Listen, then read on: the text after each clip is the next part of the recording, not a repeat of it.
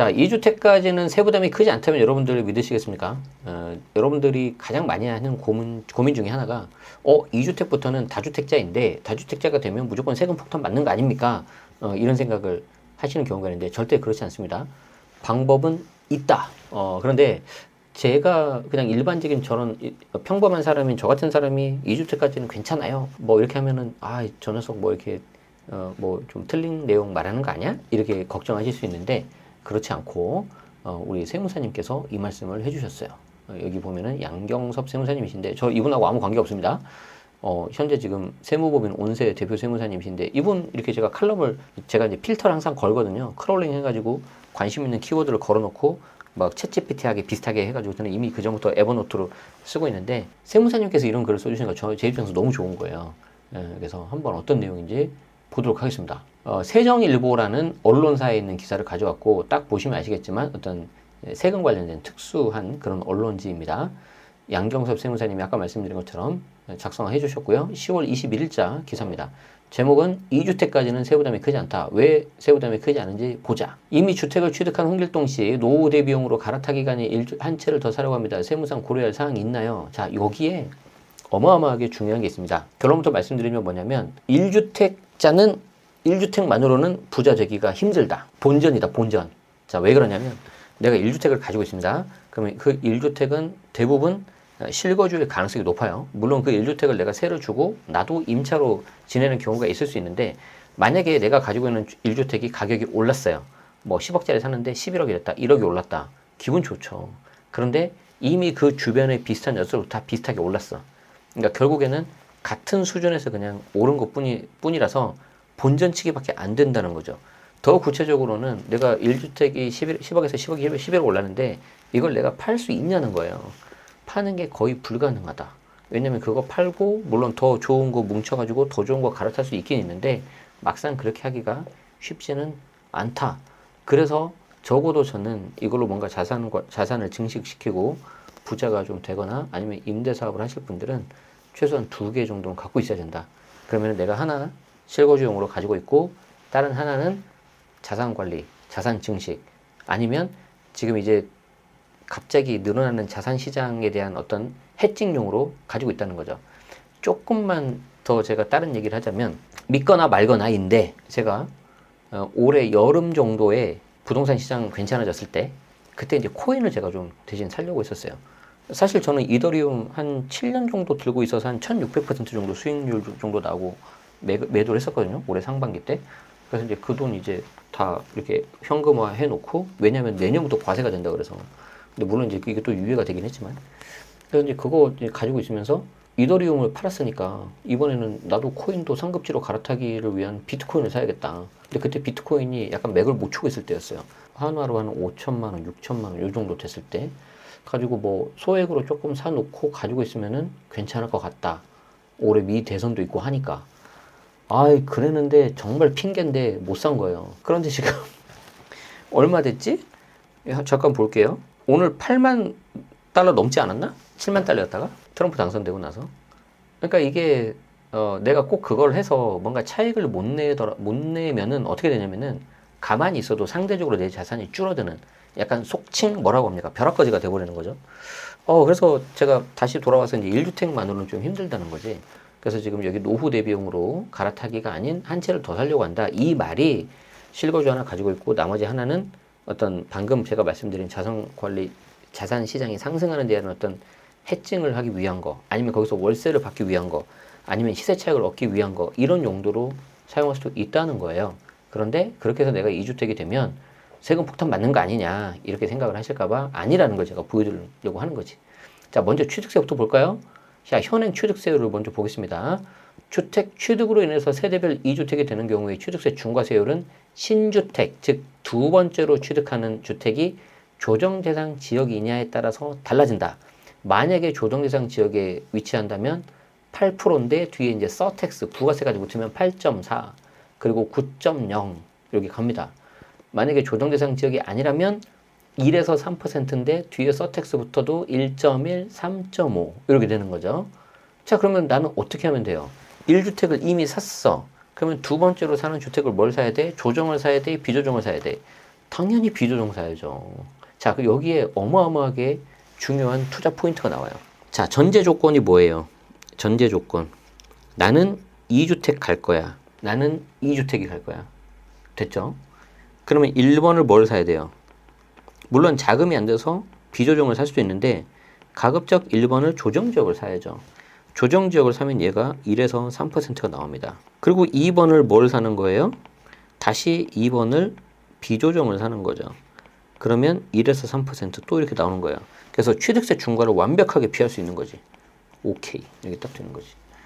그런데 나는 2주택을 사려고 했는데 1번을 비조정 사버리는 거죠. 그러면 1에서 3%가 나와요. 자, 그런데 2번을 뭘 샀냐? 갑자기 똘똘한 하나가 생각이 나서 조정을 사버렸잖아. 그럼 얘가 8%가 나오는 거죠. 자, 물론 처음부터 8%를 내는 건 아닙니다. 처음에는 1에서 3%를 내요. 그런데 만약에 3년 내에 1번 미처분을 하면 그때 차액하고 가산세까지 내야 되는 거죠. 그렇기 때문에 나는 똑같이 두 개를 보유하고 싶었는데 이 경우에는 8%를 맞거나 아니면은 1번을 처분을 해야 돼. 너무 아깝잖아요. 그럼 이제 여기서 이제 어떤 분이 이런 말을 하겠지. 아니 2번을 사고 1번 팔면 되지 않냐. 아니 근데 우리 전제 조건이 뭐였어요? 2주택을 간다고 했잖아. 2주택을. 그럼 왜 2주택을 가냐. 아니 내가 자산시장에서 해칭을 하려고. 나도 뭔가 올랐을 때 가야 된다고. 1주택은 본전이니까. 아까 제가 비트코인 못 사가지고 좀 속상한 것처럼. 그렇기 때문에 우리가 2주택까지 간다고 한다면은 전략이 피할 수 있는 방법이 반드시 있다는 거지. 주택의 취득으로 인해서 세대별 3주택이 되는 경우에도 역시 조정대상 지역 여부가 중요한데 이때 조정대상 지역을 세 번째로 사버리잖아요. 그럼 12.4, 13.4가 나옵니다. 비조정 대상 지역 사면은 세 번째 주 때부터는 8.4 그리고 9%가 나옵니다. 그러니까 말이 8.4, 9%지 굉장히 부담된단 말이에요. 10억이면 9천만 원이잖아. 아니면 8,400만 원. 거의 1억 가까이 나오는데 이거 내가 살 수 있겠습니까? 그렇기 때문에 부담돼서 못 산다는 거죠. 여기서 잠깐. 어차피 내가 8.4%, 9% 혹은 12.4, 13.4를 내도 나중에 양도세 할 때 다 돌려받는 거 아니냐라고 착각을 하시는 분들이 있는데 물론 저 취득세가 취득 원가를 구성해서 추후 양도 차익을 줄여주는 절세 효과가 있긴 있어요. 그런데 그렇다 하더라도 저걸 내가 다 돌려받는 게 아니에요. 결론부터 말씀드리면 제가 계산을 다 해봤는데 뭐 5억짜리가 뭐 한 10억 정도가 됐다. 그럼 이제 한 5억 정도 오르는 거잖아요. 그 5억 정도 올랐을 때 기본세율 받는 거 하고 12% 받는 걸 계산해 봤더니 그래도 12% 받는 게 생돈이 한 몇천만 원 더 내야 돼. 그러니까 이거 좋아하시면 안 된다고요. 간혹가다 그렇게 잘못 알고 계시는 분들이 계시더라고. 게다가 취득세는 내가 취득하고 나서 곧바로 내야 되잖아요. 60일 이내에 납부를 해야 되잖아요. 쟤는 할부도 안 돼요. 아니 그 분납도 안 돼요. 할부돼, 할부, 카드 할부. 근데 내가 저거를 당장 내고 나중에 이제 오를 걸 기대해야 되는데 생각보다 그게 안 오를 수도 있잖아요. 그럼 이제 굉장히 계획에 차질이 생기는 거지. 그리고 이제 주택 취득으로 인해서 세대별 4주택이 되는 경우에는 그냥 12.4, 13.4야. 그러니까 사람들이 어떤 생각이 들겠어요? 야, 그냥 적당히 하나 아니면 2개 정도 하자. 이렇게 되는 거죠. 적당히 하나 또는 2개 정도 된다. 근데 하나 하신 분들이 야, 이거 결국 해봤자 본전이네. 그러니까 그냥 하나 더 할까? 이렇게 생각하시는 거죠. 그렇기 때문에 우리는 결국에는 하나 아니면 2개이기 때문에 어디부터 사겠어요? 서울 먼저 사겠죠. 서울 중에서도 외곽보다는 중심지를 사겠죠. 이왕이면 오래된 것보다 신축을 사겠지. 그러니까 이런 녀석들은 오르는 거예요. 그래서 지방 부동산이 지금 너무 힘들어요. 지금 거래도 안 되고. 자, 그래서 결론부터 말씀드리면 딱 여기 세무사님도 찍어주시잖아요. 서울 4개구를 제외하고는 두 번째 주택 취득할 때 취득세율은 1에서 1 또는 3.5가 적용된다. 이거 너무 좋은 시그널 아니야? 용산, 강남, 서초, 송파 제외하고 나머지는 다 1에서 3%라니까? 자, 그러면 서울이 25개 구가 있어. 그런데 4개 구는 조정 대상 지역이야. 그럼 나머지 21개에서 내가 찍어야지. 어디를 가야 돼요? 찍어드리겠습니다. 어디를 갑니까? 용산, 강남, 서초, 송파 옆으로 가야죠. 어디?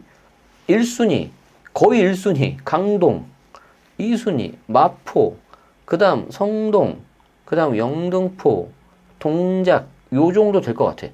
물론 그 외에 뭐 강서, 성북, 동대문 기분 나쁘실 수 있는데, 관악구 기분 나쁠 수 있는데, 나는 그냥 이렇게 찍을 것 같아. 나라면. 역으로 어떻게 생각하시면 되냐면, 만약에 현재 지금 저 강남 성구하고 용산만 조정 대상 지역인데, 여기에 추가로 조정 대상 지역이 지정이 된다면 어디가 될 거냐는 거예요. 1순위로. 방금 말한 데가 1순위가 될 겁니다. 강동은 무조건 들어가겠죠.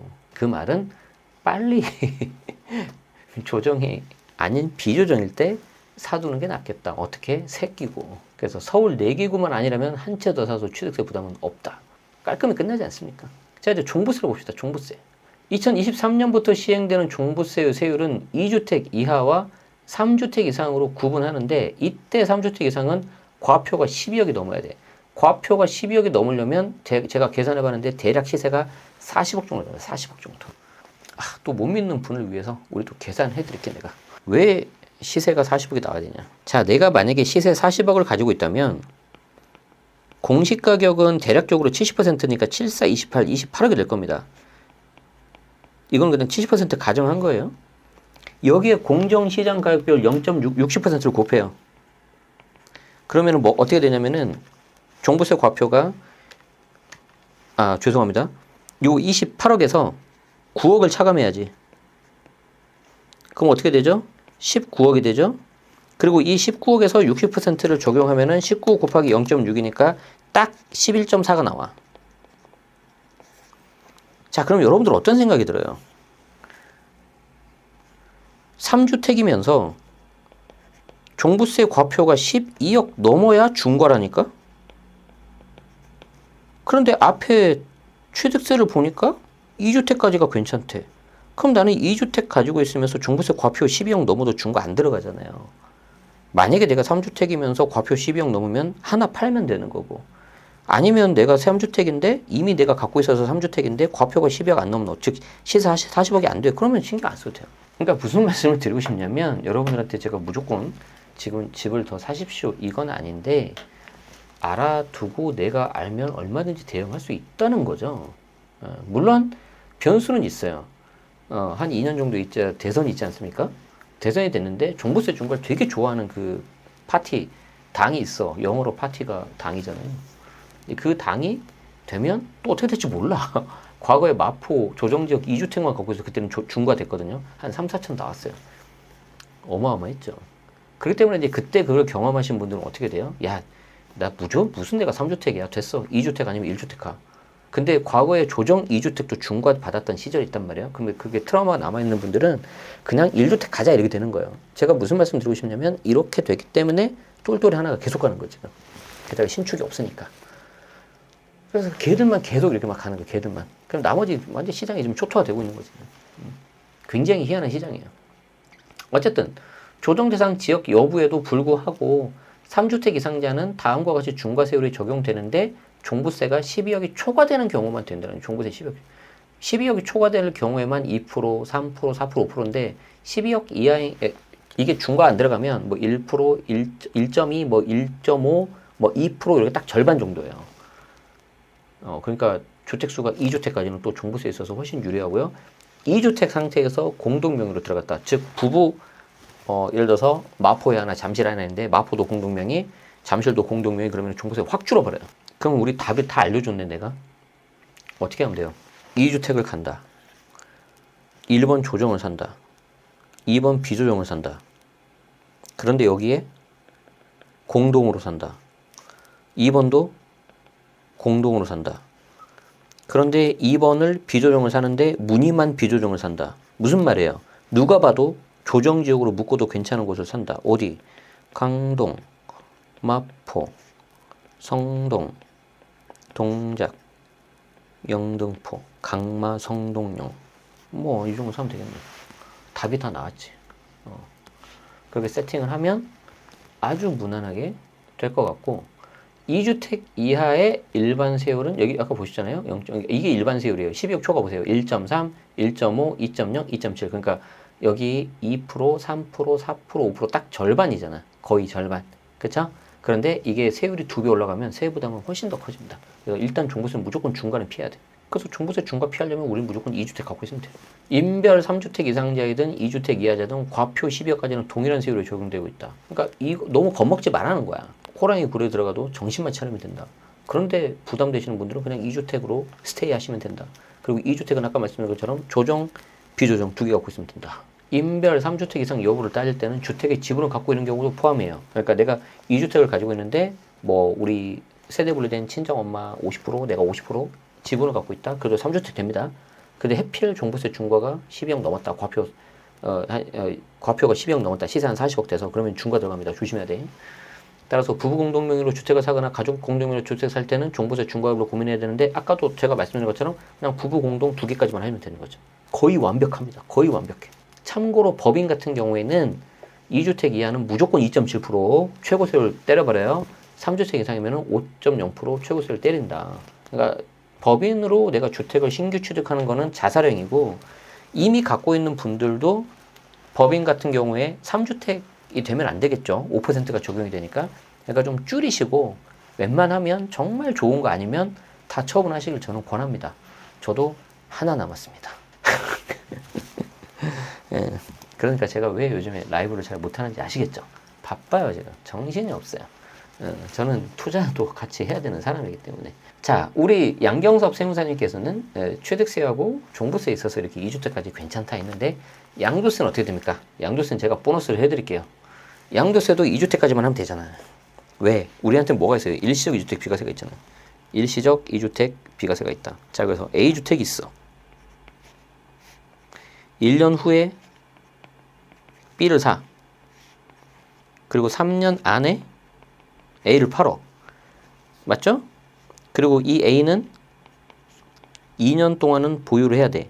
만약에 조정 대상 지역이었다면 2년 거주를 하면 되지. 그래서 1후, 2보, 3매라고 제가 만들었잖아요. 제 책에 있어요. 법률 용어 아니에요. 세무사님한테 가서 뭐 이런 말 하면 못 알아들으실 거예요. 그래서 여러분들이 그냥 외우기 좋으라고 이렇게 한 거죠. 그래서 이렇게 해서 A 처분하고 1주택 하나만 갖고 있으셔도 되는데 아까 말씀드린 것처럼 1주택만으로는 좀 힘들다. 그러면은 A, B 두 개를 가져가는 게 좋은데 여기에 이제 아주 중요한 팁이 있어. A 같은 경우에는 그냥 일반적인 구축, 뭐 중심지, 그리고 조정 지역을 사버리는 거예요. 그리고 나는 A하고 B 두 개를 다 가져갈 거잖아요. 그러면 A하고 B를 두 개 다 가져가는데 얘가 이제 시세 차익이 올라야 되잖아. 그러면 시세 차익이 언제 되겠어요? 입지가 바뀌는 거는, 입지가 바뀌는 물건을 사야 돼요. 더 구체적으로 말하면 신축으로 되는 거, 주변 인프라가 바뀌는 것, 뭐겠습니까? 재개발, 재건축, 제재 물건 사야 돼. 그렇게 하면 이 A와 B 간에서도 또 비과세가 가능해서 A도 비과세 받고 B도 비과세 받을 수 있어. 둘 다 비과세 받을 수 있어. 끝내줘요, 이게. 더 쉽게 말하면 내가 잠실에 리센치를 가지고 있어. 근데 성수동에 전략정비구역을 하나 가지고 있는 거예요. 아니 거기 토지인데 어떻게 가지고 있냐? 방법이 있어요.